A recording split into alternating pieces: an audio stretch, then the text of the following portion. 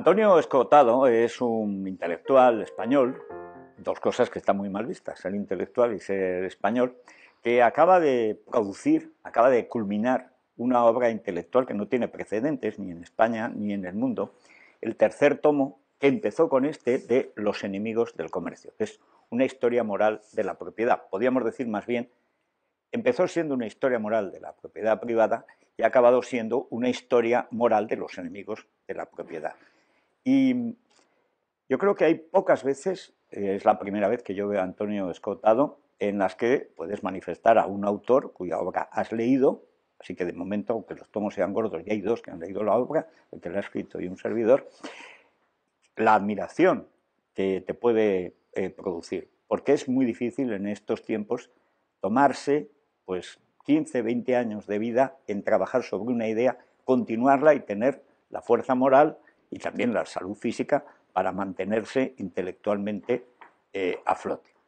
Antonio, enhorabuena por este tercer tomo, creo que es el más denso de los tres, pero sobre todo por haber acometido esta tarea casi quijotesca, descomunal, que empezaste para aclararte las ideas.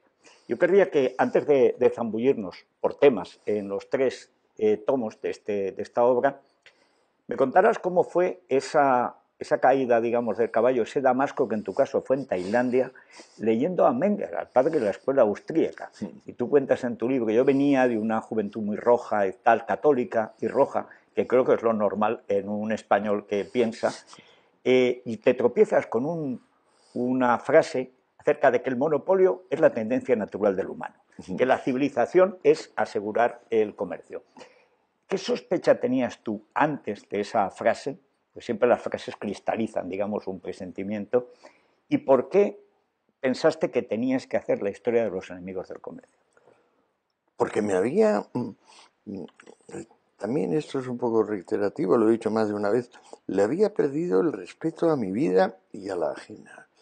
Aquel mundo tan absurdo de los años 70, que fue el florecimiento universal del terrorismo. El 50 o el 70% de la prensa mundial estaba a favor de Brigadas Rojas, de la Baader-Meinhof, ya luego de Montoneros, de Sendero Luminoso, siempre del Che Guevara, del Che Guevara, por supuesto. Entonces digo, pero bueno, ¿cómo es posible que yo haya despreciado tanto, no ya mi vida, que ya más o menos tengo derecho a arriesgarla, pero pensar seriamente que puedo afectar por la violencia la vida ajena? O sea, ¿cómo puedo seguir pensando en el derecho de conquista? Cuando el único derecho que hay es el derecho de contratos, el derecho de acuerdos libres de la voluntad. Y entonces digo, Dios mío, ¿pero por qué? ¿Por qué me he equivocado tanto si sigo siendo el mismo tío?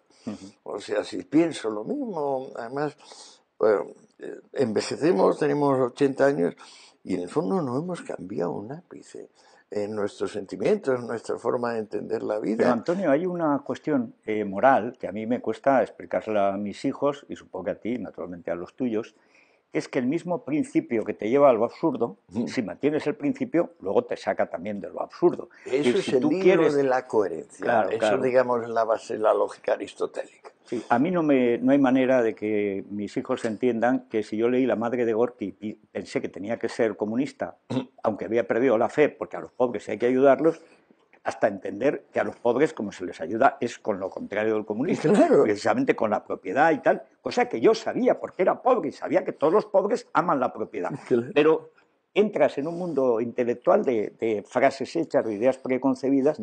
Por eso es tan importante esta obra tuya y bueno, y espero que a partir de ahora por lo menos la gente que sigue Libertad Digital y Radio pues la vayan leyendo. Vamos a empezar, si te parece, cronológicamente. Tú dices que Ciro el Grande es quizá el fundador de los derechos humanos, el gran emperador, el primero que da libertad a cada persona de creer lo que quiera, de comerciar y de moverse libremente por su imperio, que era enorme. Claro, es que digamos que el cristianismo ha difundido la idea de que la esclavitud había sido lo eterno y que solo al llegar Jesús empezó a moderarse la esclavitud. Y aquí cuento con alto grado de Sí, detalle señor. cómo todo eso es una película que no tiene fundamento.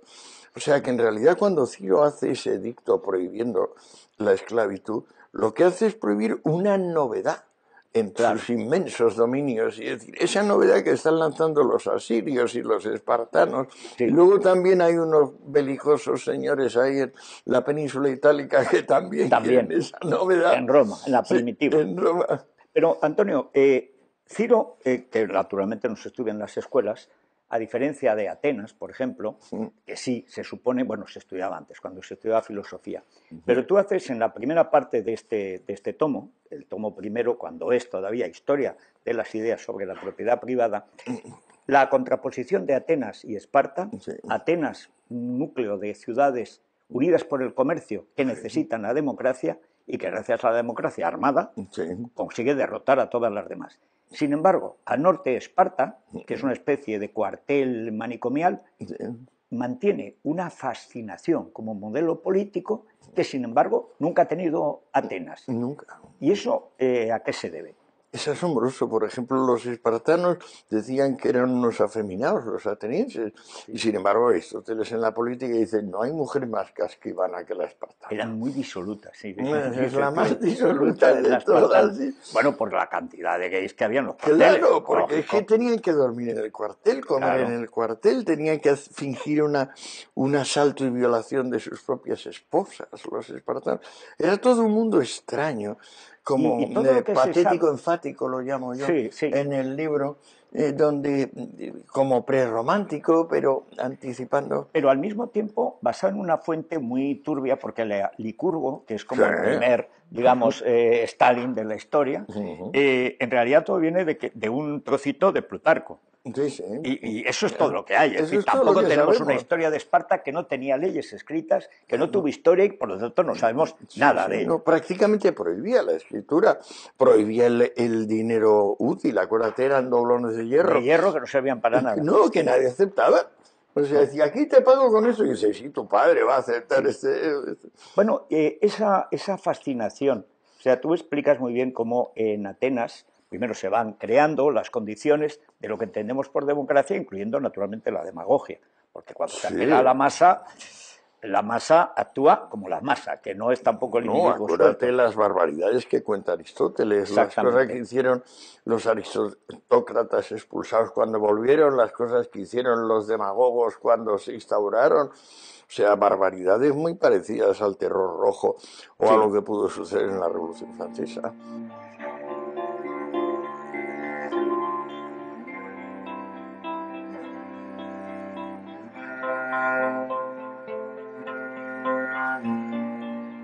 Roma siempre se ha considerado la hija de Atenas, en teoría, la hija de Grecia, mejor dicho.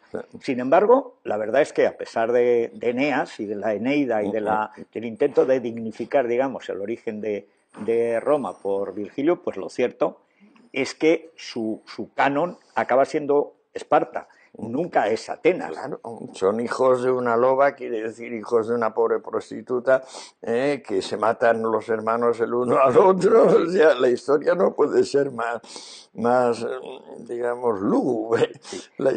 ¿Por qué, sin embargo, hay momentos que se producen, luego lo explicas después al final de la Edad Media también, hay momentos en la historia de Roma, por ejemplo con Augusto, en los que, digamos, la realidad se impone y el imperio prospera. Y hay incluso el siglo II, con Antonino Pío, etcétera, cuando llegan los de la Bética primeros para recuperar un cierto orden racional, que el imperio se expande enormemente.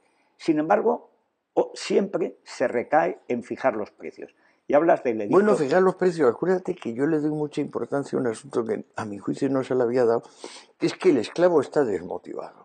El esclavo es el trabajador más ineficaz que puede imaginarse. Y el Imperio Romano, y antes ya del Imperio, lo que se va produciendo es una sociedad crecientemente esclavista, Claro. que el cristianismo apoya. Acuérdate las 2 epístolas a los romanos de Pablo, que prácticamente apoyan, porque dicen, el esclavo está mejor situado que tú en la línea al cielo. Sí, O cuanto sea, más, llegará antes. cuanto peor, mejor. Cuanto peor, mejor, sí. Que luego esto lo va a tomar Marx y Blanqui y todos los Claro. teóricos comunistas, ¿no? Pero el elemento, digamos, novedoso es cuando hablas de los ebionitas, los ebionín, que son Sí, el pobrismo, digamos, los Pobre. pobristas, Los podríamos decir, pobristas, los sí, sí. pobristas.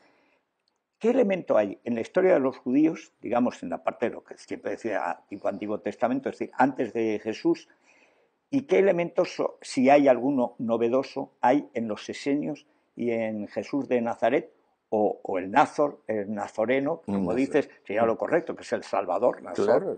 Nazor.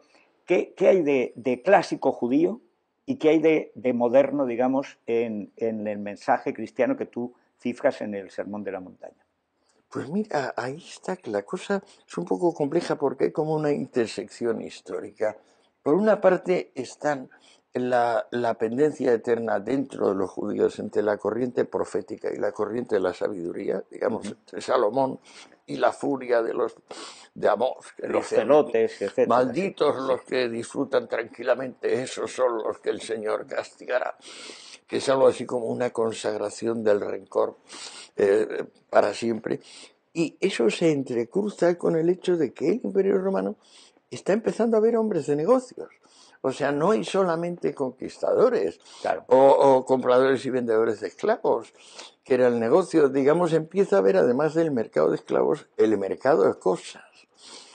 Y entonces, esa es la sorpresa que he ido obteniendo, que no sabía antes de empezar la investigación, pero que ahora, digamos, la he ido constatando, de que cada vez que se produce un auge de la prosperidad, se produce también una multiplicación de la movilidad social. Cada vez que se produce una multiplicación de la movilidad social, se mueven, digamos, las madres del resentimiento.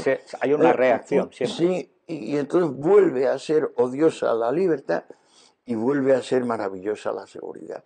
Pero una seguridad basada en negar la libertad, que es una seguridad imaginaria, por supuesto. Pero esa es una cosa a la que periódicamente recurres, que quizá valdría para un pequeño ensayo, no por el título de Fromm, el miedo a la libertad, que es demasiado frankfurtiano, ¿no? Pero hay una especie de angustia ante lo nuevo, ante la libertad, que es que a la mayoría de la gente... Vértigo lo llamo yo. Sí, es que yo creo que es así, porque solo eso se explica el carácter recurrente. Es decir, hay tanta apetencia de libertad como de esclavitud. Sí. Y es una constante en 2500 años que conocemos desde Atenas, que están perfectamente documentados, que eso se produce. Hay un momento, después de Constantino, digamos, que establece una cuestión básica, primero, el cristianismo como religión del imperio, es decir, la divinificación, la deificación del Estado y del emperador, y una cosa que se mantiene durante 1000 años, que es la condena del interés, que viene de los judíos, además, que copian de los judíos, tú cuentas ahí, que a mí es de lo que más me ha interesado, porque esa parte no la conocía. Los judíos dicen, prestarás a todas las naciones, pero no a los tuyos, y no pedirás prestado, cobrarás interés a todos, pero no a los judíos. Y entonces, claro, los católicos dicen, bueno, la idea es buena, pero para todo el mundo. En el momento en que no se cobra por el dinero, se colapsa la economía. Se colapsa. Bueno, ¿estamos viviendo eso otra vez? Pues sí, pero fíjate que además ahí sí sigues una estadística del tipo de descuento de la Reserva Federal Americana, que viene a ser como el banco de los bancos del mundo, te das cuenta de que hay unas fluctuaciones bestiales. Yo, por ejemplo, referencio en el tomo 3, como, si no recuerdo mal, en la época inmediatamente anterior a Clinton, Reagan, sube al 11%. Y ahora estamos al 0,2, me parece. Sí.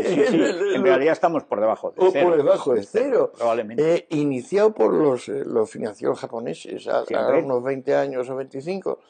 Pero, claro, esto induce una serie de pasmos, confusiones, nadie lo entiende. Y dice, pero es evidente que si no se paga por el esfuerzo de ahorrar dinero, o por lo que llamaba a Keynes preferencia por la liquidez, Sí. es evidente que si no se paga por eso, y Marx lo olvida por completo, dice que Bueno, son más odia el monsergas, ahorro.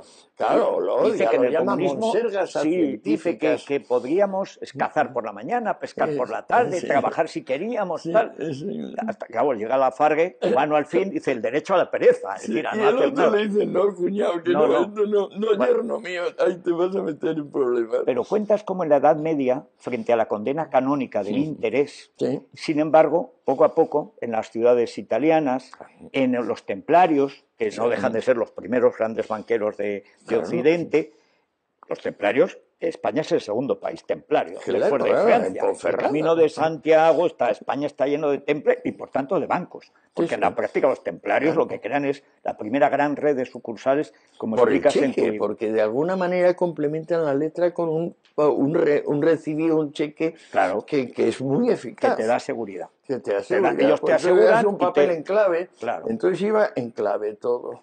Pero en Destino había un señor que decía, sí, lo entiendo, aquí tiene usted el equivalente de lo que puso a lo mejor a 3.000 kilómetros. Lo que cuentas de las repúblicas en Génova, en Venecia, luego que fue la más rica, pero no es lo único. Ciudades-estado, de alguna manera recuerdan, eso sí, Atenas, ciudades comerciales, se convierten en estados para proteger su comercio, y al final son poderosísimas, siendo Claro, pequeñas. Brujas, Ámsterdam, Bueno, sí. tremendo. Eso está bien, incluyendo, por ejemplo, lo que cuentas de cómo nacen las Provincias Unidas de Holanda, cómo se hacen prósperas cuando no tienen más que el comercio. Y en el fondo Gran Bretaña es lo mismo. Es lo decir, mismo, tienen sí. el comercio, pero claro, el comercio es lo que las hace ricas. Sin embargo, hay un momento en este primer tomo, que es cuando empezamos con la excepcionalidad francesa, con la Ilustración. A mí me asombra, el país más rico de Europa, del mundo, probablemente el más favorecido por la fortuna, tiene una tendencia natural a estropearse, a suicidarse. Es decir, ¿cuál es la cara y cruz de la Ilustración? Porque la Ilustración tiene muy buena prensa y, sin embargo, de ahí viene el terror en buena parte. Rousseau, Claro. etcétera, es el padre de todo el terrorismo moderno de Estado. Sí, Rousseau, vamos. Bueno, El actualizando. Marqués de Sade, vamos a ponerle el origen de la Ilustración francesa, es el Marqués de Sade.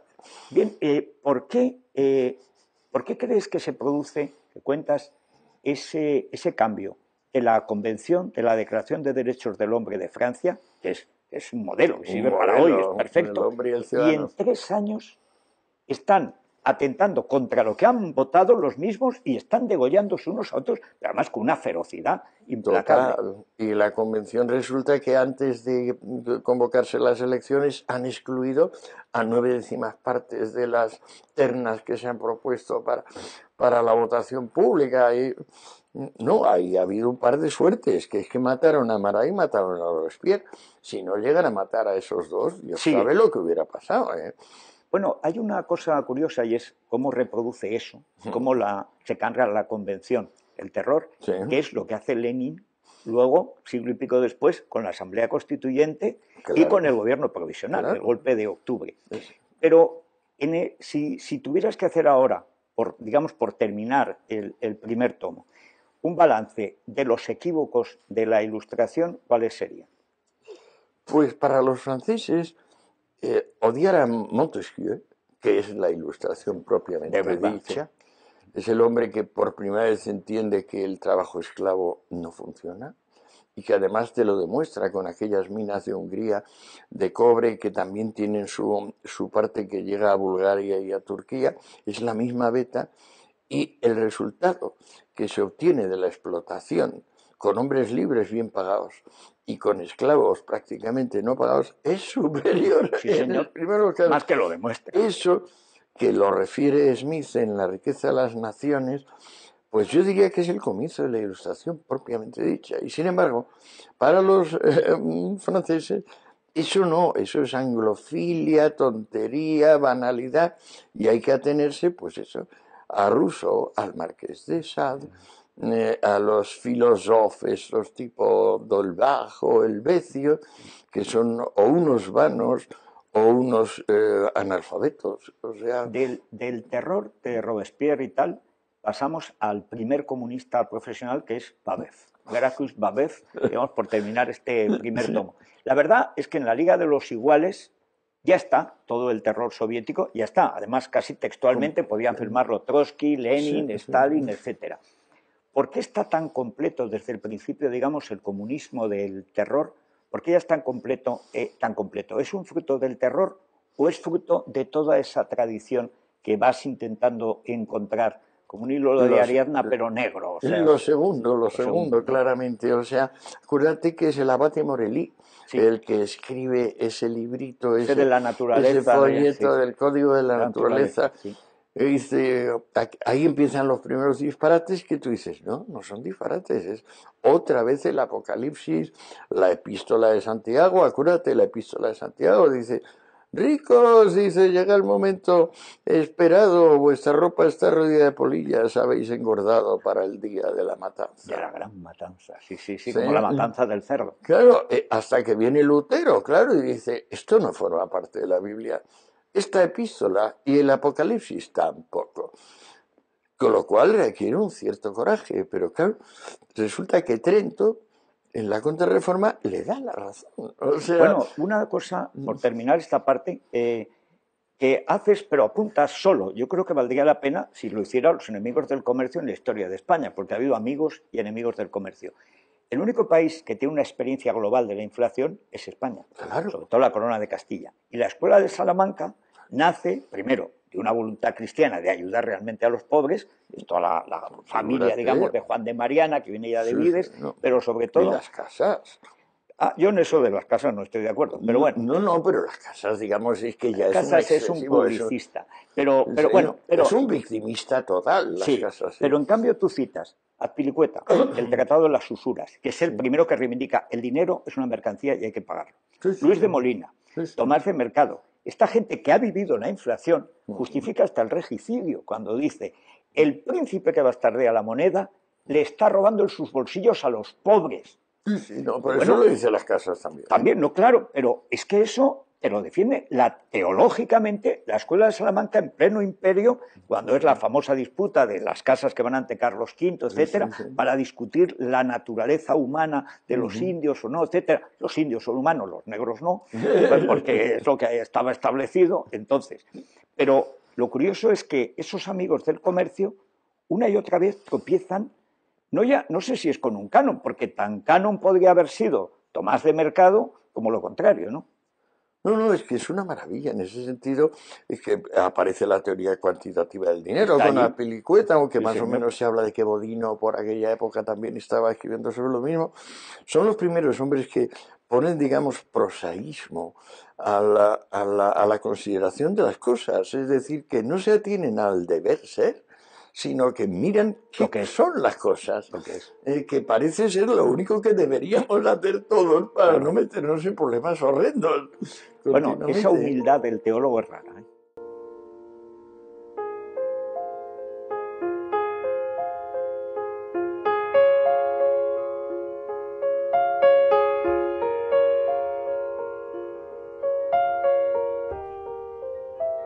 Acuérdate que, por ejemplo, Molotov le dice a Stalin como avergonzado, oye, me ha confesado Mao que no ha leído El Capital. Y Stalin le dice a Molotov, yo tampoco. Hay una cosa que cuentas muy bien, que la descripción de Marx como un ser, que luego pasa con Lenin, lleno de odio. Es movido por una máquina de odio tremendo, igual que Lenin es un insultador absolutamente salvaje contra cualquiera, pero además venga o no venga a cuento, es un tío que está un volcán continuo. Lenin le da ante 40 de fiebre y dolores articulares en cuanto alguien le contradice. Vale la pena leer el párrafo porque alguno pensará, bueno, exageran un poco. No. Dice esta fiera, está claro, señores, el propio canibalismo de la contrarrevolución convencerá a las naciones de que solo el terror revolucionario puede abreviar, simplificar y concentrar los criminales trances agónicos de la vieja sociedad y los sangrientos espasmos unidos al nacimiento de la nueva. Está claro, señores, no tenemos compasión ni la pedimos.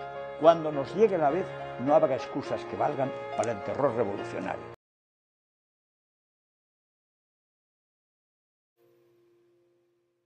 Bien, vamos con el segundo tomo de Antonio Escotado, de Los enemigos del comercio, y nos vamos a centrar en el centro del siglo XIX y en el comienzo de la figura que va a marcar el siglo XIX y todo el XX y, por desgracia, también el XXI, que es Marx.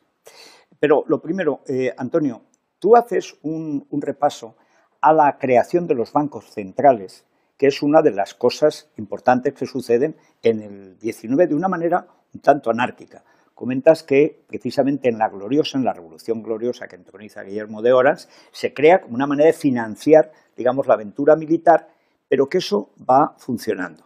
La idea de los bancos centrales no nace del Estado, sino que nace, digamos, de una manera un poco espontánea hasta que al final el Estado se hace con ellos. ¿Por qué esa evolución? Es decir, ¿por qué la idea de que la moneda se puede acuñar privadamente al final se convierte en monopolio del Estado? Bueno, es que ahí hay un tránsito de la moneda metálica, que tiene un valor en sí, al papel moneda, que es pura confianza, que es como un salto histórico de gran nivel. O sea, si no recuerdo mal, el Banco de Ámsterdam, que es la madre del Banco de Inglaterra, siglos anterior a los eventos que van a definir el porvenir revolucionario. Son el 16-17, ya está eso empezando a funcionar. Claro. Ahora, sin el tránsito del metálico al papel, la financiación de la gran empresa y el fin de los gremios. Acuérdate que los gremios tenían un límite de 7 empleados por taller. Y la fábrica que crea Owen en Escocia, cerca de Glasgow, tiene 3.000. Ese salto es imposible sin pasar del metálico al papel moneda. Hay muchas descripciones, si no recuerdo mal, Maquiavelo en la historia de Florencia habla de cómo de repente salían a toda velocidad de una casa 50 hombres cargando cestas de cuero, a toda velocidad de una casa a la otra para llevar el moneda, la moneda. Sí, eso ya se acabó con el papel. Y entonces, claro, ese mundo de la confianza es el comienzo de la finanza. Y la finanza es indiscernible de la gran industria y la producción a gran escala, del abaratamiento de los bienes y de lo que podemos llamar la prosperidad moderna. Y ahí es donde llega Marx. No, o sea, es que empieza con Thornton, ese gran ensayo sobre la naturaleza del papel moneda. Llega Marx y Marx simplemente no coincide, está en desacuerdo. Bueno, hay toda la historia de Marx, porque además está muy bien explicado en este tomo. El Marx joven pasa como con el joven Freud, que en realidad repite el esquema, el Freud maduro y el Freud viejo, pero siempre tiene un esquema en la cabeza. Y la idea es que el papel oscurece las cosas. Las cosas no existen porque se pagan. Y en el fondo, esa idea del fetichismo de la mercancía, lo que convierte a la mercancía en fetiche es el dinero. Pero vamos a ver, ¿cómo es posible que lo que me permite comprar este café me impida tomar café, si es lo que me permite comer? Bueno, pues no, señor. Y eso, que es una de las mayores idioteces de la historia, tiene un éxito brutal de siglo y medio, pero ya está en el primer Marx, en los manuscritos del 48 ya está, y luego hasta el Capital, que acaba diciendo las campanas tocan a muerto por el capitalismo. Y bueno, más si llegan a tocar a muerto, estaríamos de entierro toda la vida. Pero ¿por qué esa obsesión de Marx contra el dinero? ¿Por qué esa manía de que hay una ocultación que él tiene que desvelar? ¿Es para ser el profeta del desvelamiento? Bueno, en parte es lo que se llama filosofía de la sospecha, ¿se acuerdan? O sea, algo así como, yo sé la verdad. Yo sé la verdad, las cosas siempre tienen un trasfondo que es justo lo contrario de lo que parece. Y luego porque hay como una tendencia con la lógica. Aristóteles enseñó una cosa que nunca se puede olvidarse porque es la pura verdad y la más sencilla. De una proposición particular negativa no se puede sacar más que una particular negativa. Solo de una proposición universal afirmativa se pueden sacar varias particulares afirmativas y alguna negativa. Entonces, personas como Marx o como Lenin están peleadas con la lógica. Por eso, por ejemplo, pueden ser eminentes lingüistas y aprender, por ejemplo, sintaxis latina o sintaxis rusa sin dificultad, pero las reglas del silogismo, oye, de una negación no sacas una afirmación, de un particular no sacas un universal. Esta madre del cordero lógica esto choca con su imperiosidad, con su deseo de cambiar el mundo, porque no se trata de adaptarse ellos a lo que las cosas van siendo. No se trata de que, por alguna suerte, ellos han recibido el don y el destino de cambiar la vida de todos los demás con arreglo a lo que ellos creen. Ellos son delegados. Claro, pero hay una cuestión que planteas, y es verdad, si uno se ha tomado la molestia, que es un poco pesada, de leer a Marx, con la sorpresa de decir, pero si esto está todo mal, y además es redundante.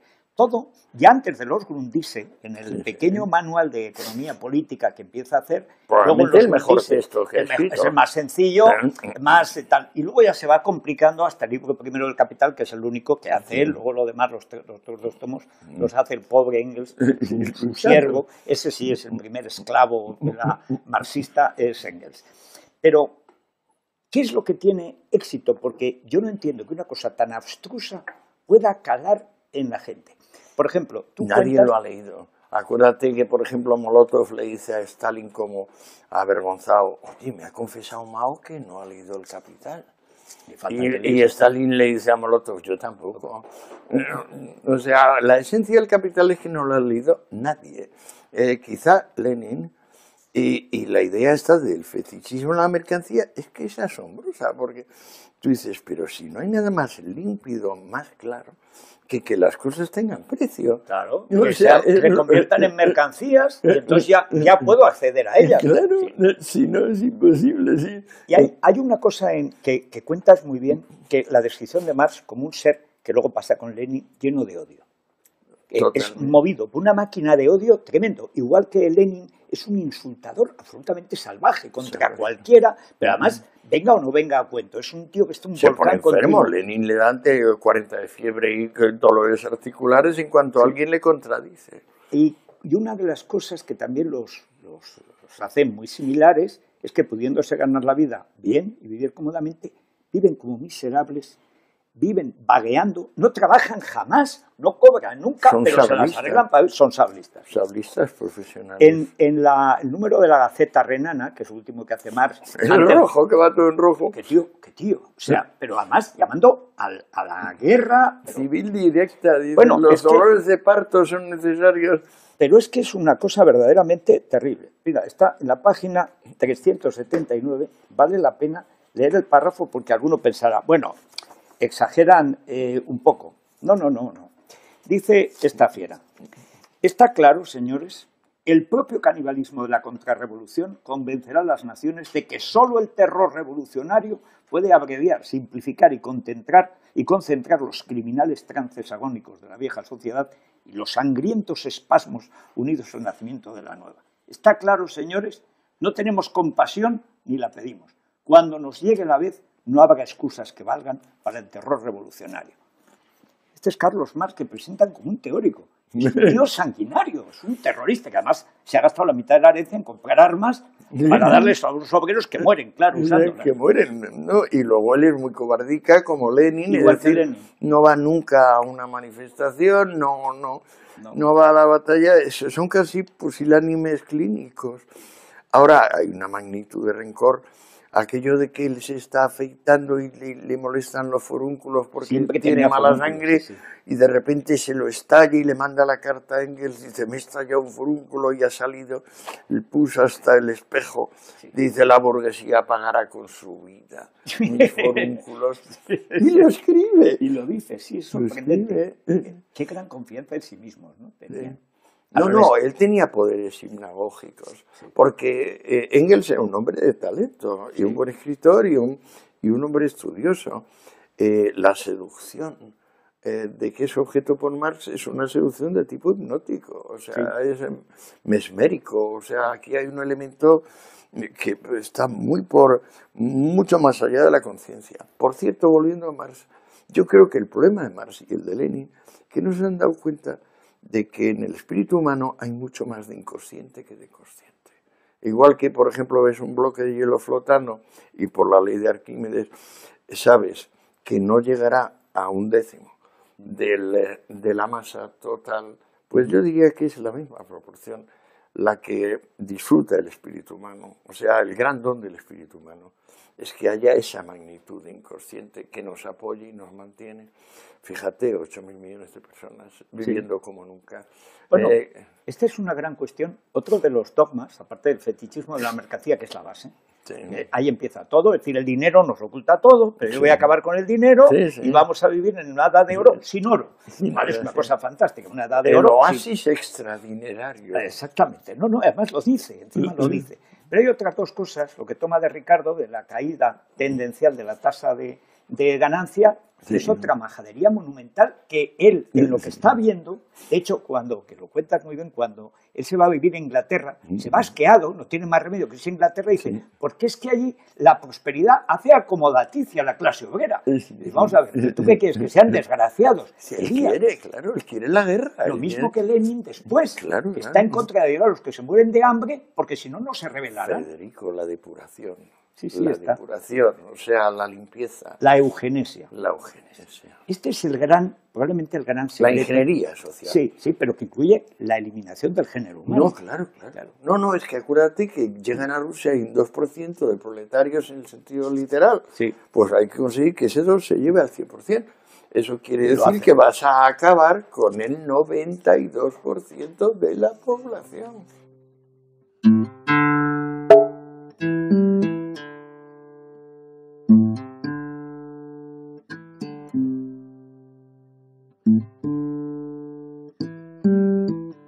Bueno, hay un momento que tú cuentas también en este segundo tomo, que esa parte es muy interesante, que es el del brujo galés, el Lloyd George, que es, digamos, lo contrario, es el reformista, que tiene que pelearse con los militaristas, con los obtusos, etcétera, y dice, bueno, vamos a destinar una parte del presupuesto, pequeña, militar, para mejorar la asistencia de las clases muy aperreadas, porque además las clases bajas en Inglaterra no tenían la asistencia que tenían, por ejemplo, en España desde los Reyes Católicos. Ni en Alemania. Ni en Alemania, o sea, tremendo.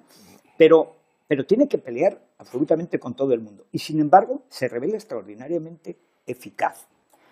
Bismarck crea, que lo explica también muy bien, una alianza, digamos, aristocracia-proletariado para machacar a la burguesía.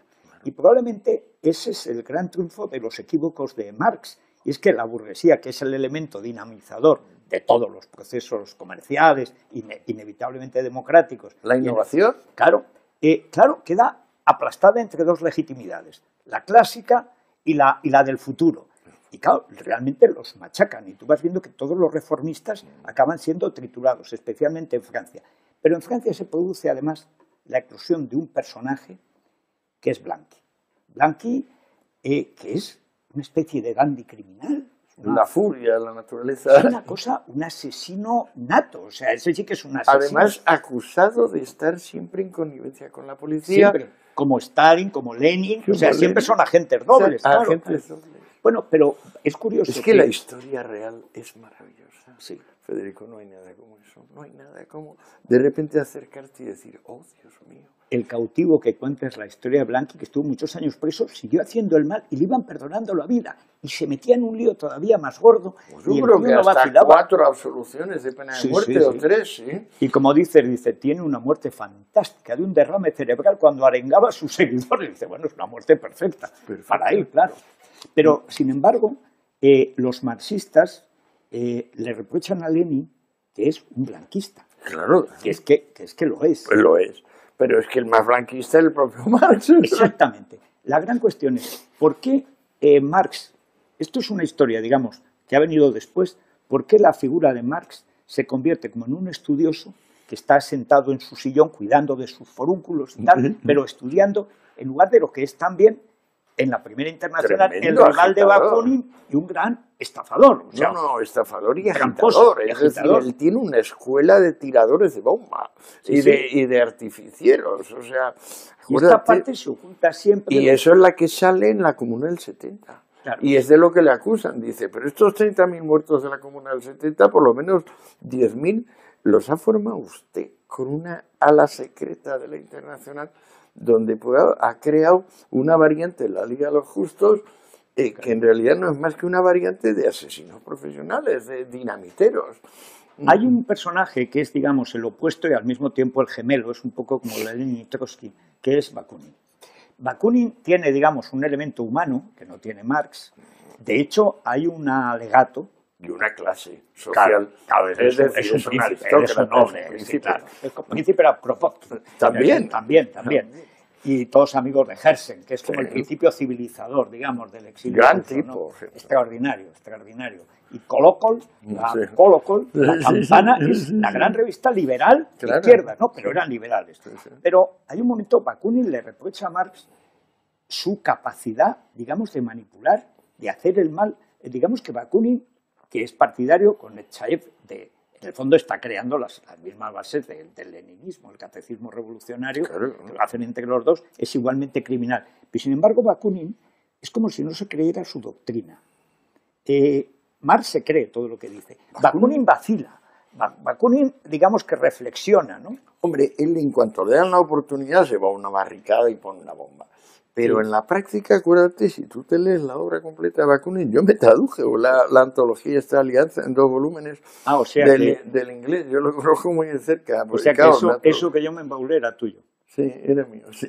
Podías haberlo hecho en un tomo. O sea, pero lo reducido. Sí.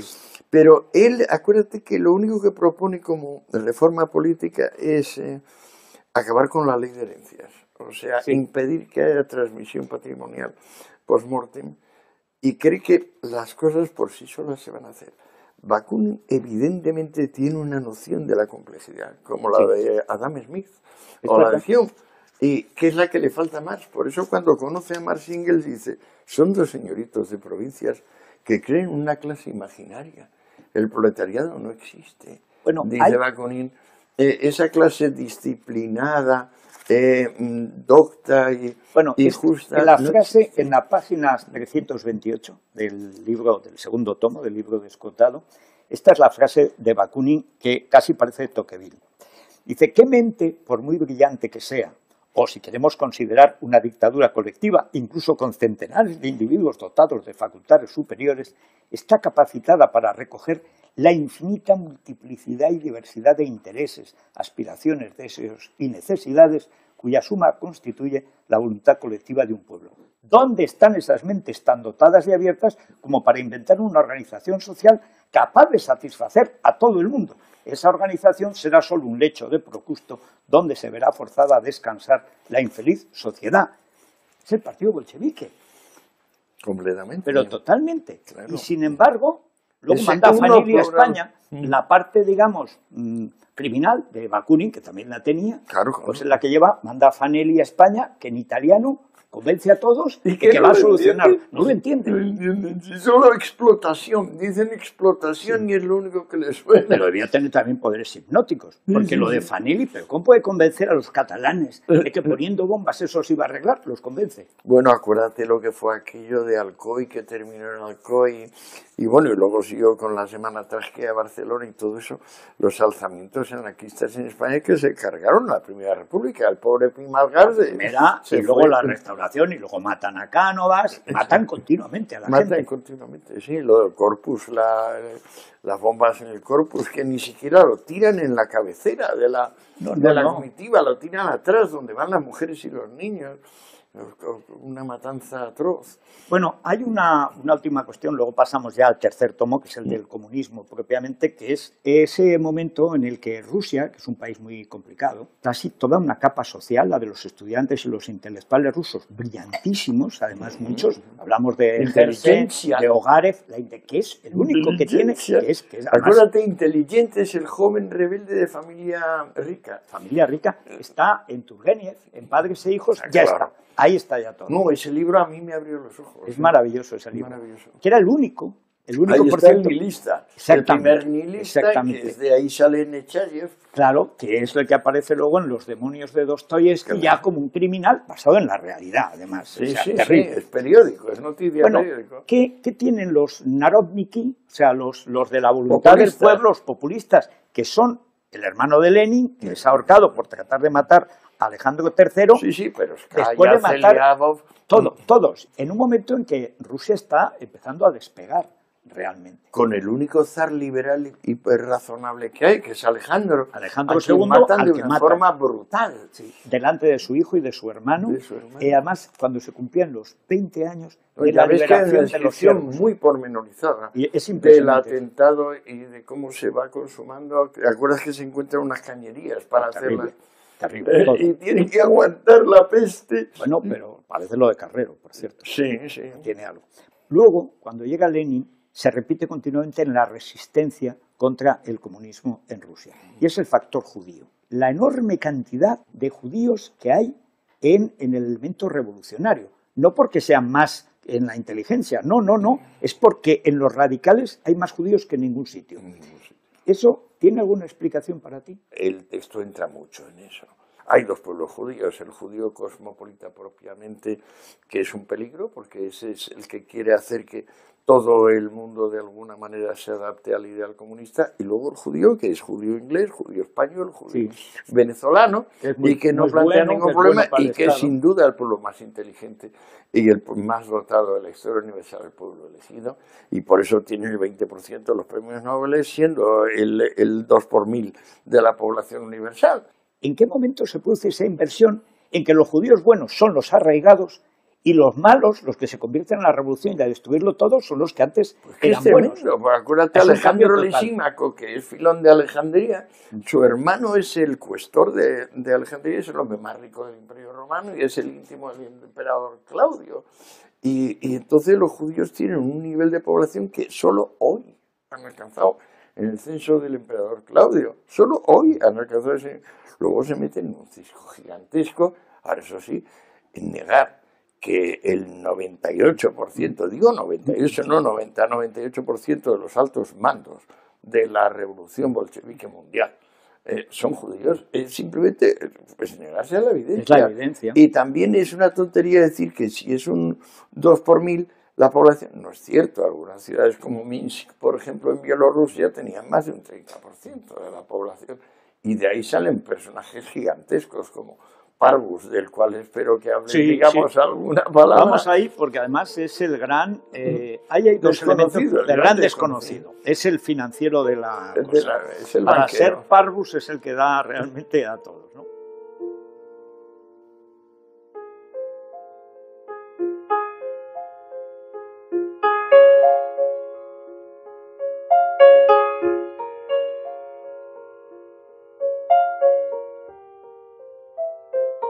Es un sociópata típico, es un tío que no tenía sensaciones de ningún tipo. Se cuenta como hasta cuando le piden conmutar la pena de muerte le da igual, le da lo mismo que mandarlos matar que no mandarlos matar, es decir, tiene una indiferencia absoluta hacia el sufrimiento humano. El último escrito de Lenin se llama Mejor pocos pero mejores, y así deja su último testimonio de sociopatía, claro, de un odio ilimitado. Lenin es como la mejor prueba de que el asesino es un cobarde. ¿Por qué la fascinación por el comunismo? ¿Por qué el triunfo de este fracaso? ¿Qué elemento hay en la psique humana que le lleva a prescindir de aquello que sabe que le conviene? Yo creo que es un voto de castigo, el de Podemos. Nunca ha habido más comunistas sin saberlo que en España contra la propiedad, creyendo que la propiedad y la libertad se pueden separar. Tú fíjate que esta historia, estamos hablando de tu libro, pero esto no está en los libros de historia. Yo creo que la gente no quiere saber. Esta historia del conocimiento inútil que dice Rebel es verdad. La primera de las fuerzas que mueven el mundo es la mentira. Yo creo que la segunda también.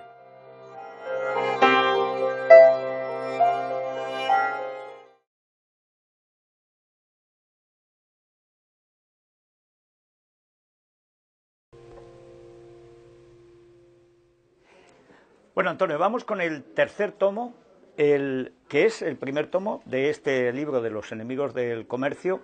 El primero, y además esto es asombroso, que tiene como base Internet. O sea, es un banco de datos inmenso, ilimitado, podríamos decir, pero además continuamente aumenta y que cambia por completo la investigación. La diferencia con los otros dos tomos que hemos tratado es que este tomo está hecho sobre la base de Internet y de lo que naturalmente se conoce del comunismo. Hay una cosa que antes de hablar de Lenin creo que conviene recordar, que es tu idea de la esclavitud como base de la ruina humana, porque en el fondo lo que hace los siervos liberados por Alejandro II en 1861 vuelven a ser esclavos, no solo siervos, con Lenin. Y yo creo que conviene insistir, porque en los 3 tomos, es un tema recurrente, que la esclavitud es una ruina. Sí, no solo desmoraliza y desmotiva al trabajador, sino que ocasiona una incapacidad para saber si aquello está funcionando o no está funcionando. O sea, la cuenta de resultados desaparece allí donde aparece el esclavo, porque se supone que es el gran negocio. Aristóteles los llama herramientas humanas, y sin embargo, a mi juicio, la historia universal atraviesa periodos donde el auge de la esclavitud ocasiona una lenta pero inexorable decadencia que acaba con el hambre y con una reducción demográfica drástica, y periodos donde al limitar la esclavitud y al aumentar, digamos, la competitividad del trabajo, pues entonces los pueblos salen adelante. Sí. Una y otra vez, diferentes en diferentes zonas, da igual el continente que fuere. Lenin es un monstruo, Lenin es un sociópata típico, es un tío que no tenía sensaciones de ningún tipo. Se cuenta como hasta cuando le piden conmutar la pena de muerte le da igual, le da lo mismo que mandarlos matar que no mandarlos matar, es decir, tiene una indiferencia absoluta hacia el sufrimiento humano.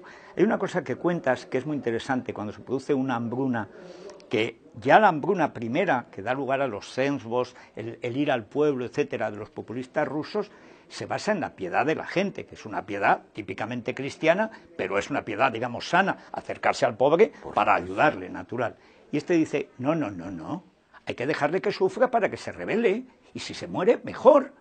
Bueno, hace falta ser un malvado, porque se supone que quiere salvar a los pobres, ¿no? Él quiere salvar su idea. No, él quiere una humanidad depurada. Claro. Y si la humanidad depurada es un 2%, mejor. Claro. Y acuérdate que el último escrito de Lenin se llama Mejor pocos pero mejores. Sí, señor. Es el opúsculo.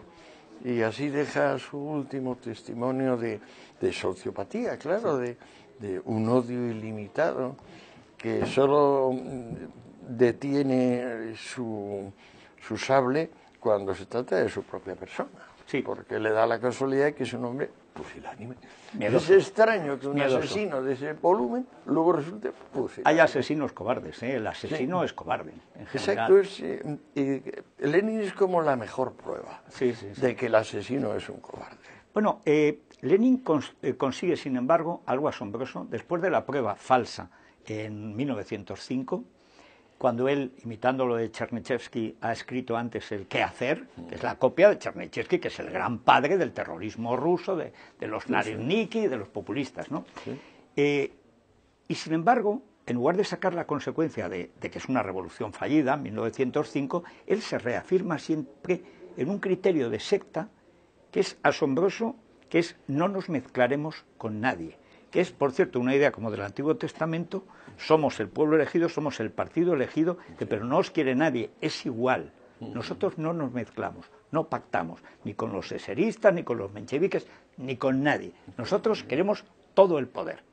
Y después de 1905, luego en el exilio, se convierte en un agente alemán a propósito de Parvus, al que citabas antes. Yo creo que es la primera vez que veo bien explicada esa figura que para algunos es totalmente desconocida. ¿Tú cómo has investigado lo de Parvus?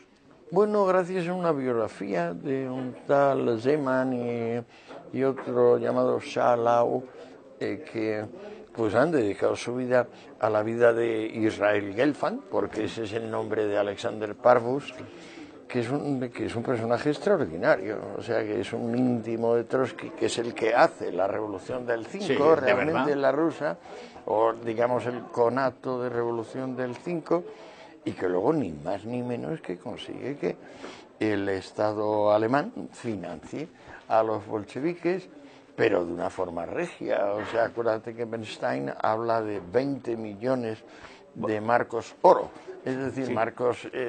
Dos entregas, son 40 millones de marcos oro, según lo último que he visto, porque no dejan de aparecer recibos en los archivos. O sea, claro, pero ese muchísimo bono, dinero. estamos hablando de una moneda oro, es decir, que no está sometida a la erosión de la inflación.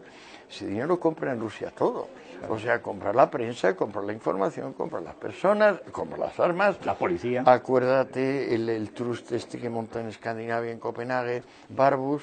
Todo esto se ha olvidado. Es más, hay un par de textos bolcheviques diciendo que no, que Barbus no tenía dinero y tal, incluso diciendo si en las cuentas del Banco de Zúrich, cuando el Banco de Zúrich ha abierto las cuentas, en vez de los 25.000 francos tenía 2,5 millones en corriente, sí, aparte de mucho más en a plazo. Entonces, este es el gran banquero de la revolución. Pero lo curioso es que sus contemporáneos, todos, ven que el partido bolchevique lo consideran un partido alemán, que es lo que era, un partido alemán. Y un partido cuya única función es hacer desertar al ejército ruso. Del servicio secreto alemán y del alto mando alemán diciendo todo va muy bien, sí, claro, estamos estimulando. Ahora, digamos que Federico, es el único factor en ese instante totalmente imprevisto de la Primera Guerra Mundial. Que los alemanes no les funcione la ofensiva en el oeste y que de repente digan como única solución hay que parar el frente oriental. Y entonces, ¿cómo se para el frente oriental? Pues pagando a un micropartido que tiene apenas 1.000 personas en su elenco, pero para que a través del sabotaje y la desmoralización, nos permita suprimir el frente y llevarnos esas tropas al oeste y hacer la última ofensiva a ver si conseguimos no perder la guerra. Y le sale.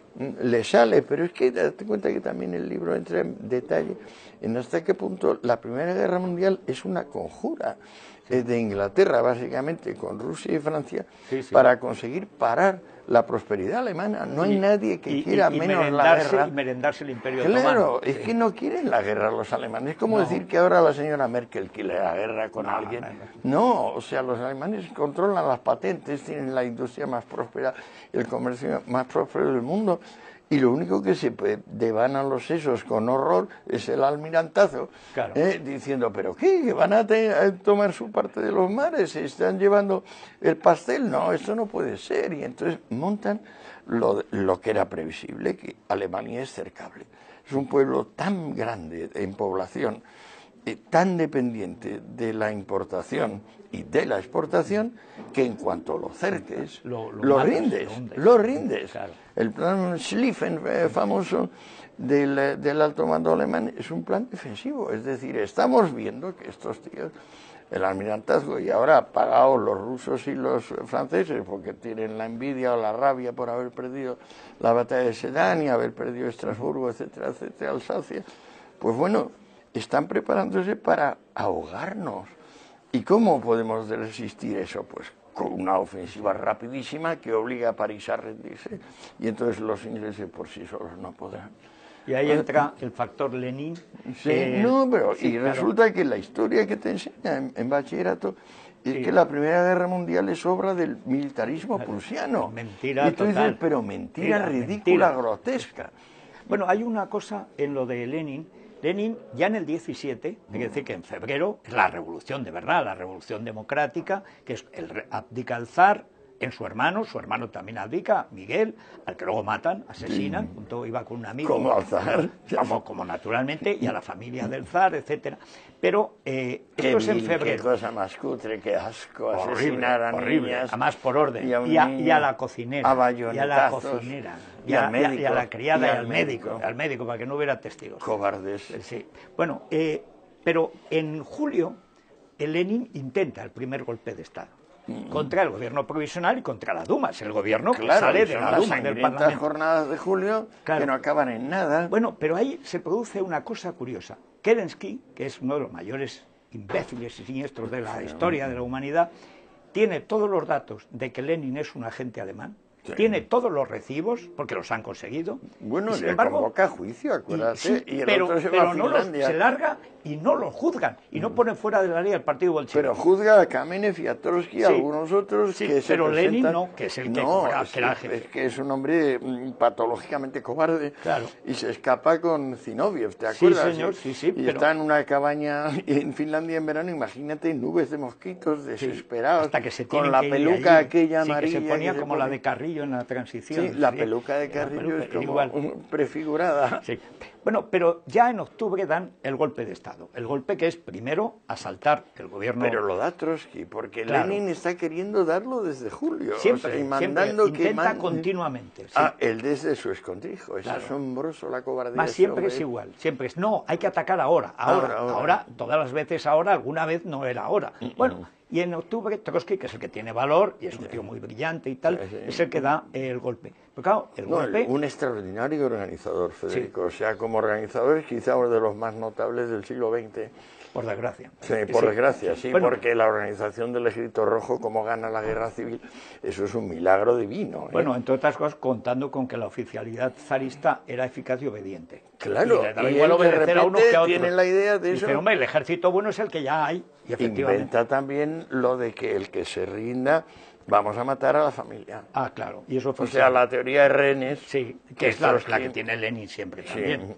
Bueno, en el golpe de octubre, primero toman el gobierno provisional, huye Kerensky, dice que a buscar refuerzos huye cobardemente, se rinden, y entonces entra el montaje de Iseste, que es totalmente falso, de octubre, y después ya van a por la Asamblea Constituyente, se la cargan en las elecciones de diciembre, que pierden los bolcheviques, así que disuelven después de una jornada, y entonces empiezan a matar.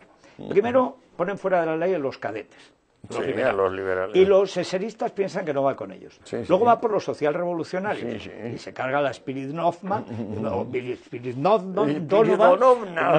que era una terrorista que preside la Asamblea Constituyente. 5 tiros a un terrateniente por ser terrateniente. Bueno, y esta la meten en un psiquiátrico. Ahora, tú fíjate que esta historia, le estamos hablando tú y yo, pero esto no está en los libros de historia. O sea, cuando nosotros llevamos el bachillerato, está tapado. O sea, ¿qué pasa con la enseñanza media? O sea, ¿es que todos son bolcheviques o qué pasa? Pues, o por si acaso disimulan, ¿no? Yo creo que la gente no quiere saber. Esta historia del conocimiento inútil que dice Rebel es verdad. La primera de las fuerzas que mueven el mundo es la mentira. Yo creo que la segunda también. Bueno, pero la segunda también. ¿Cuál es el mecanismo por el que en un año, cuáles son los puntos clave de la propiedad, etcétera, para que Lenin en menos de un año acabe con un sistema bimilenario que se basa en la propiedad, incluso la propiedad comunal de los mir rusos, de los cespos, es propiedad. Y acaba con el pan también, y con la carne, y con la mantequilla, y con el tocino. O sea, es increíble como en un año un país que más o menos iba viviendo en los últimos 2 milenios, estaba cumpliendo 1000 años de zarismo aproximadamente, de repente se acaban las instituciones y se acaba la comida. O sea, no hay duda alguna de que Lenin en los palacios donde vive y Trotsky y los demás del Politburo pasan graves dificultades ellos mismos. El agua corriente no existe, la luz se corta continuamente, la comida no llega.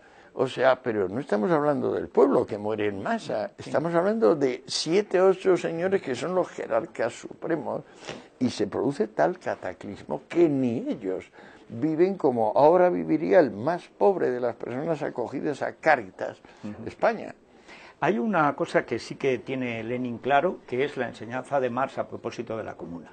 Y por eso crea la Checa, ya en diciembre, aunque está funcionando antes, no se llama así, ya está Dierzinski, Latsis, etc. Ya disparan en la Asamblea Constituyente cuando intentan reunirse en la Asamblea Constituyente y aparecen los primeros hombres, ya los ametrallan con sus abrigos de cuero negro. Sí. Pero esto es que es tremendo porque desde el principio es un plan absolutamente fríamente meditado que es de exterminio. El plan es exterminio de toda aquella parte de la población que por origen de clase no tiene remedio. pero en el fondo es que el campesinado era el 90% de la población y los campesinos se niegan a entregar sus productos, así que hay que matar. Les llaman kulaks a todos. Al principio tuvieron unas dudas, pero claro, los 2 o 3 meses cuando empiezan a darles... acuérdate que simultáneamente Lenin gasta lo poco que tiene de efectivo en tinta y papel de billetes para producir una mega hiperinflación, y hundir la primera del mundo, provocada pues para provocar el famoso oasis extradinerario. Claro. Y que claro, al campesino le dices que eso, y que le vas a dar o bien una maleta llena de billetes inútiles o bien simplemente un vale, y dices, sí, tu padre, voy a matar a mi ganado, voy a no cultivar la tierra, antes lo quemo.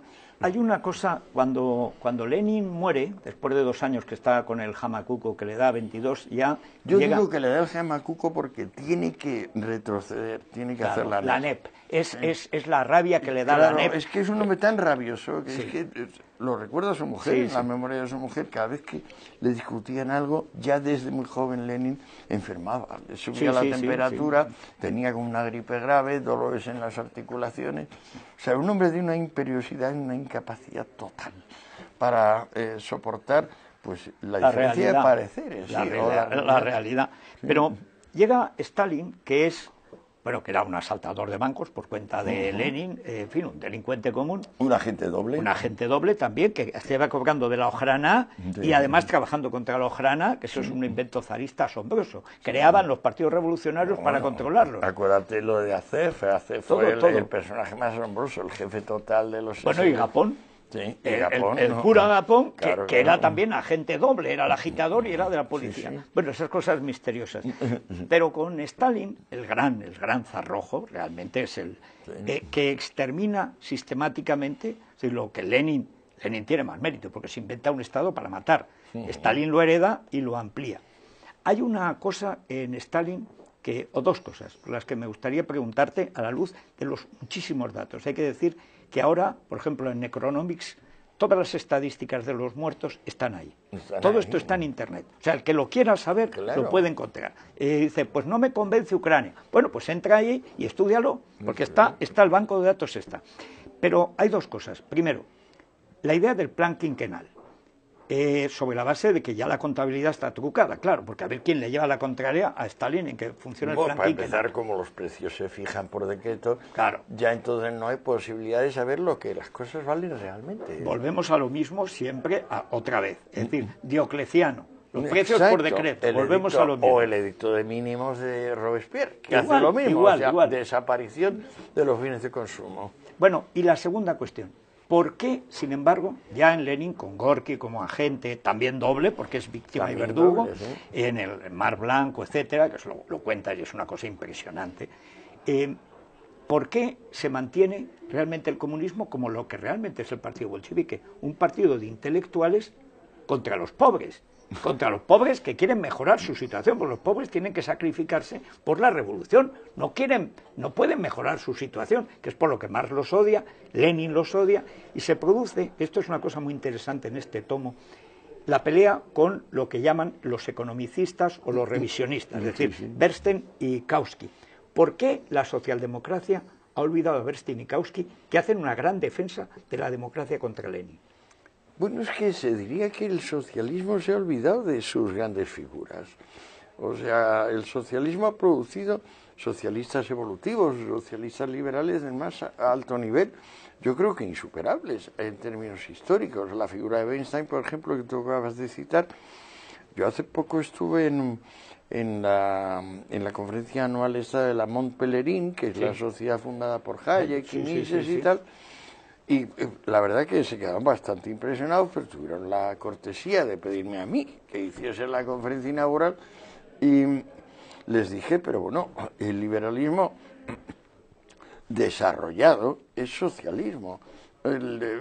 Pensar que el socialismo es antiliberal significa que ustedes no se han puesto a distinguir entre socialismo mesiánico, que no es socialismo, es comunismo, y que efectivamente es una conjura contra el Contra sentido los pobres común y y contra la los pobres. eficiencia, y por supuesto contra los pobres, al ser una conjura contra la eficiencia, es una conjura contra el género humano, Claro.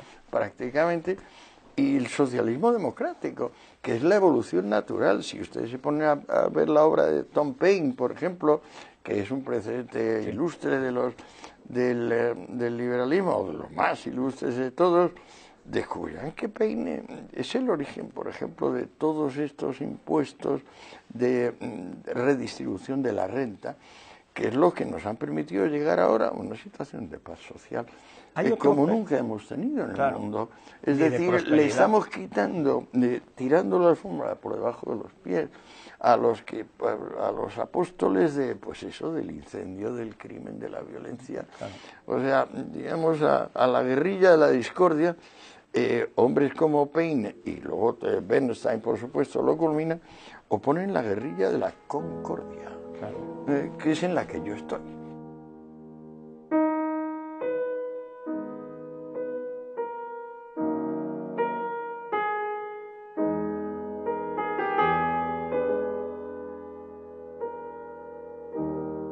Hay un personaje que para mí ha sido un descubrimiento en este libro, que es Beria.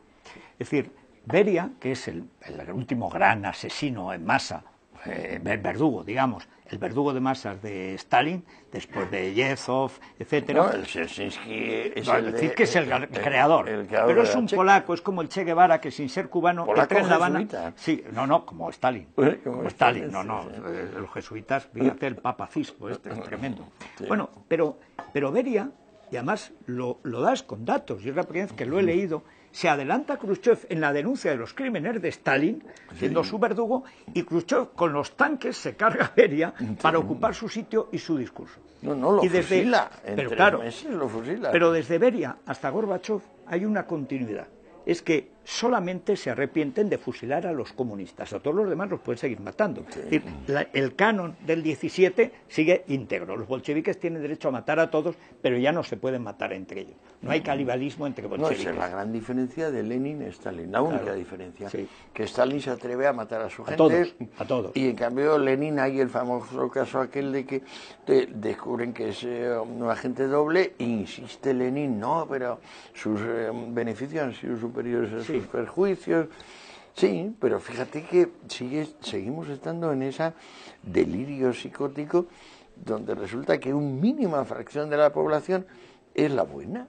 Sí. Es como Hitler, o sea, es que todos los que no sean de la cepa pura, fuera con ellos. El grano de mostaza, etcétera, ¿no? No, claro, si esto hay que retroceder los celotes, porque es que de allí viene, o sea... Hay otra cuestión. El comunismo ha fracasado en todos sus aspectos, sin embargo, tiene un éxito extraordinario. Nunca un fracaso tan evidente en libertades, en prosperidad. Es una empresa que triunfa fracasando y fracasa triunfando. Sí, es sorprendente. Pero pasa igual que la cruzada de las drogas, o la cruzada contra el libre pensamiento, la cruzada contra homosexuales, todo tipo de empresas de ese estilo, agrava el mal dramáticamente.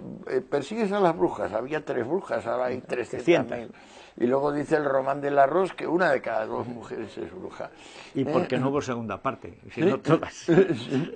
Bueno, pero digamos, pasando por Mao, que hay discrepancias. Si mató más Mao que Stalin o Stalin que Mao. Yo diría que más Mao, pero solamente porque tenía más chinos. Tenía más chinos, había claro, más población. Había más gente.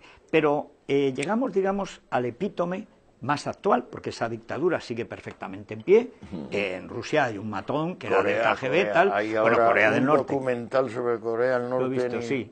Impresionante. Bueno, pero es que Cuba ha sido, y encima es como el comunismo simpático, el crimen simpático. Bueno, citas la muerte del Che Guevara, que es un capítulo además muy brillante. El Che Guevara, un absoluto imbécil, un criminal, un ser con unas ganas de matar a la gente que no le había hecho nada. Bueno, no valdría la pena si lo tienes anotado ahí, la frase suya esta que da en la ONU. Empieza diciendo, las armas tienen que ser gratis en todo el mundo para matarse. Y luego te da la explicación de sin odio y sin rabia no vamos a... Y luego que el odio tiene que ser nuestro motor. Pero hay un momento que cuentas muy bien, que es la historia cuando Castro, después de la ridícula aventura africana, lo manda a morir a Bolivia, y él mismo se va metiendo en un lío, creyendo que va a salir con su nombre, porque la arrogancia que tenía el Che era absoluta. Infinito. Y entonces cuando les dice, no disparen, soy el Che Guevara, valgo más vivo que muerto. Dice, no, tonto, tú como vales es muerto, para unos y otros, y entonces, claro, lo matan. Claro. Que él nunca lo entendió. Dice, pero hombre, si yo soy el Che Guevara, dice, por eso vales más muerto que vivo. Sin embargo, ese muerto, que además era un asesino y un imbécil, que el tío que se carga el peso, que se carga la agricultura, que crea los campos de concentración de la UMAP para homosexuales, es decir, un monstruo total, absoluto. Sí. Bueno, pues siguen ahí llevando camisetas con el Che Guevara. No, claro, es decir, el entrenador del Sevilla, bueno, le considera el hombre más importante del siglo XX. Bueno, Antonio, vamos a entrar en la última parte, que es la supervivencia de la idiotez, de la costumbre del crimen. O sea, el ser humano quiere cosas. Es una cosa, el ser humano como es, quiere tener. O sea, solo el marxismo más imbécil puede oponer ser a tener. Para tener hay que ser. Si eres, quieres tener. Mira que es sencillo. Bueno, pues no hay manera y hay gente empeñada en que no tenga la gente que es, con lo cual al final tienes que matar a la gente. Bien. Pero para mí la mayor sorpresa, después de que en la transición el Partido Comunista de España abdicara de su parte más siniestra, que en lo fundamental fue también soviética, es decir, tampoco es que tuviéramos, el único partido comunista de verdad era el POUM, que era el de los que habían estado con Lenin, Nin, Maurín, Gorkin, etcétera, que los que se sabían la doctrina y salieron todos espantados de allí y fueron anti-estalinistas y anticomunistas en parte, sobre todo el gran Gorkin, etcétera. Pero de pronto surge el fenómeno Podemos. Es decir, como después de Zapatero... Y le votan 5 millones. Hay 5 millones de personas que votan a un partido que dice que hay que acabar con la propiedad. Esos 5 millones de personas tienen una propiedad. Por supuesto. ¿Por qué piensan que a ellos no les afectaría?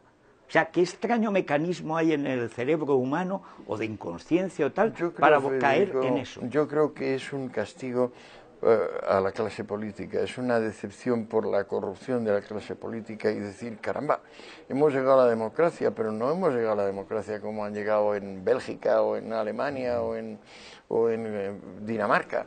¿Qué pasa aquí? ¿Por qué nos roban? ¿Por qué no tenemos que soportar esto? O sea, yo creo que es un voto de castigo el de Podemos, y que el hecho mismo de que a las siguientes elecciones baja y en las siguientes va a seguir bajando, es como un pico histórico que se puede repetir en otros muchos países y momentos y en otras circunstancias, o sea que en realidad no es un voto contra la propiedad. Aunque los de Podemos en un cierto momento dijeron eso, en parte porque los financian Irán y Venezuela. Bueno, es que claro, fíjate quién los financia. Pero fíjate qué gracia, por ejemplo, que Chávez es marxista, bolivariano, olvidando lo que dice Marx de Bolívar. ¿Te acuerdas? Bueno, claro, bueno, no, aparte que Marx era un racista desorejado que despreciaba todo lo que no... Claro, pero es muy gracioso lo que dice Marx de Bolívar, que es totalmente derogatorio, o sea, es que brutal, le llama asesino, incompetente, dice que mete a sus favoritos para hundir económicamente a los países donde reina, pues efectivamente Bolívar algo de eso llegó a reinar sobre varios, la Gran Colombia son 3 o 4 países de ahora. Bueno, pero hay un elemento que yo no sé si nos devuelve quizás al comienzo y al comienzo de tu indagación. ¿Por qué la fascinación por el comunismo? ¿Por qué el triunfo de este fracaso? ¿Qué elemento hay en la psique humana que le lleva a prescindir de aquello que sabe que le conviene? Es decir, ¿por qué el ser humano, que yo estoy seguro también que de los 5 millones de Podemos, bueno, habrá 2 millones de tontos, pero otros 3 no lo son, piensan que no les va a afectar algo que saben que les podría afectar negativamente, que piensan que les puede afectar a otros? Yo pensaba terminar esta obra con unas conclusiones, luego me di cuenta de que ya a lo largo de la investigación se habían ido dando las conclusiones, de modo que al final lo redujo a una línea y dije, esto es una combinación de simplismo, que evidentemente es un rasgo humano, querer que la realidad sea simple. Pero porque no, agobia, la realidad es muy compleja, no sabemos qué hacer con ellas. No, la complejidad significa que tiene vida propia. Claro. Y entonces no aceptamos que tengan vida propia el conjunto, el conjunto de la vida social, no lo aceptamos, pero eso empezaron sufriendo, acuérdate, la Batemaltus, por ejemplo, escribió ese atestado fúnebre de que se iban a cruzar la curva de la población y la curva de la producción, que es ridículo. Mientras Ricardo hacía el teorema de los rendimientos decrecientes, igual de ridículo, porque olvidaba el ingenio técnico y la innovación. Simplismo, rencor, resentimiento, odio.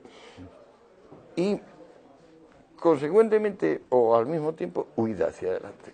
Es decir, pues bueno, ¿qué puedo sacar de esto? Pues nada, pues ya veremos, pero vamos a pasar página y ya veremos. Ahí es cuando, digamos, con este último elemento donde ya se justifica realmente el rencor y el simplismo, donde obtienen su debido premio, ¿no? Sí. Diciendo, nada. Pues, ahora ya son todos diputados, además. Sí, pues mañana, no, sí, ya veremos, esto va a ser muy gracioso, la evolución uno por uno va a ser muy graciosa. Esto del aventurerismo es eso de Napoleón, on s'engage et puis on voit. Es decir, uno sería y luego ya veremos. Bueno, claro. Eso es la huida hacia adelante. Exactamente, exactamente. Toda la historia del comunismo está llena de casos que además siempre se llaman igual en todos los idiomas, el gran salto hacia adelante. Lo hace Stalin, lo hace Mao, lo hace Pol Pot, lo hace Fidel Castro, la zafra de los 10 millones, todos son fracasos. Se llaman salto hacia adelante, siempre. Pero debía llamarse huida hacia adelante. Exacto, y supone siempre un salto atrás. Siempre. Siempre. Lo ha sido en China, ocasionado millones de muertos, sobre todo de hambre, de pobreza, etc. Claro. Y sin embargo, el aplauso, digamos, de la inteligencia, que dirían en tiempos rusos, que en España ahora, y en general los cientes son sobre todo el periodismo y la universidad, es unánime. Es decir, nunca ha habido más comunistas sin saberlo que en España contra la propiedad, creyendo que la propiedad y la libertad se pueden separar. Pero acuérdate lo que decían Narón y Schumpeter de los intelectuales. El intelectual es el profesional de la falta de profesión, que es un experto en excitar rencores. Es un experto en convocar incendios, convocar, pues eso, pendencias sociales, pero no es un sabio. O sea, tú no puedes llamar intelectual a Newton, no puedes llamar intelectual a Hegel, no son Max Weber, no son intelectuales, son pensadores, claro. O son sabios. Hay un nivel donde puedes ser simplemente un investigador y otro nivel donde si has investigado bien, pues te conviertes en sabio. El intelectual es un bicho raro, es un bicho que yo le veo, en el tomo 2 lo identifico con los literati, que se crean cuando Owen hace aquella colonia de Nueva Armonía, sí. Y entonces de repente sus hijos, 2 hijos, y otros cuantos dicen, oye, pero trabajar no, nosotros no vamos a trabajar, danos un derecho de que pongamos un sello para que puedan hacer cualquier tipo de obras, y nosotros vimos de poner el sello. Y Owen le contesta de una forma muy graciosa diciendo, os doy un terreno para que edifiquéis lo que os parezca. Es una respuesta, y ya está, sí.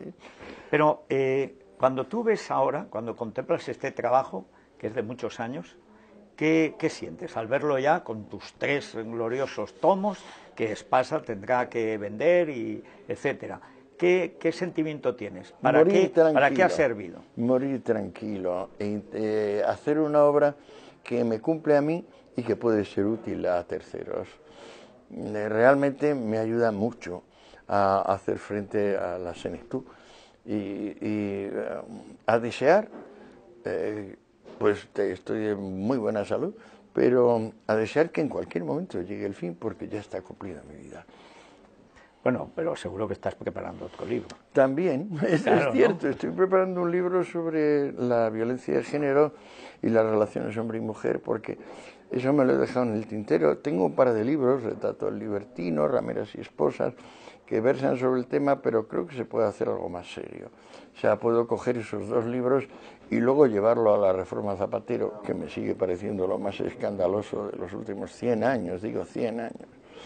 Que el señor con ayuda de la señorita Pagini y la señorita Aido, se atreva a modificar el derecho de personas e intente frenar la tradicional violencia entre los sexos, la tradicional guerra entre los sexos, que ya está muy clara con Zeus y Hera, esos dos dioses que menudas peleas tienen ya. Entonces, creo que debo precisar hasta qué punto las leyes deben hacerse para no ser despreciadas. Cualquier ley que genera desprecio, como por ejemplo las de drogas, es una ley equivocada y además es un acto de tiranía y obliga al ciudadano a desobedecerla simplemente por dignidad civil. En este caso, cuando este señor vuelve a decir, por ejemplo, que un padre no puede dar una torta a un hijo, se llegó a este caso tan famoso y escandaloso del hijo de la sordomuda que había recibido una torta y le privaron de patria potestad, no tenía padre, y el niño suplicando al juez que siguiera con su madre y el juez condenando porque le obligaba a la ley del señor la señorita Pajín, la señorita Ido y el señor Zapatero. A mí la verdad esto me pone los pelos de punta y lo que me quede de energía me parece que lo voy a dedicar a eso. Bueno, pues mientras llega esa, que será para otra entrevista, enhorabuena de verdad, Antonio, por este trabajo que no tiene precedentes ni en la historia de España, ni que yo conozca. No hay un precedente así, la historia intelectual, al menos occidental. A lo mejor hay un laosiano que resulta que ha estado trabajando como tú ahora con Internet y está ahí con una linterna, quién sabe, a lo mejor. Pero es una obra verdaderamente extraordinaria, o sea que muchas gracias por tu trabajo y por tu esfuerzo y nos vemos en el próximo libro. Muchas gracias a ti porque es la primera vez que se me presta una atención tan incompartida. Bueno, muchas gracias a ti.